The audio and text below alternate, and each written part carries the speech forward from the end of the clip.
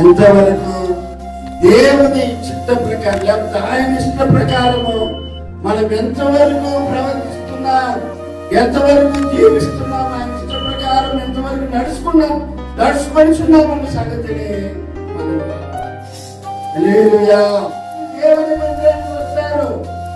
ఎందుకంటే వారి అవసరాల కొరకు, వారి కష్టాల నిమిత్తము, వారి ఇబ్బందుల నిమిత్తము, వారి బలహీనతల నిమిత్తము, వారి సమస్యలు తొలగిపోవాలన్న ఉద్దేశంతో దేవుని దగ్గర అడిగి తీసుకోవాలన్న ఉద్దేశంతో వస్తుంటారు. అడగకూడదని చెప్తాను.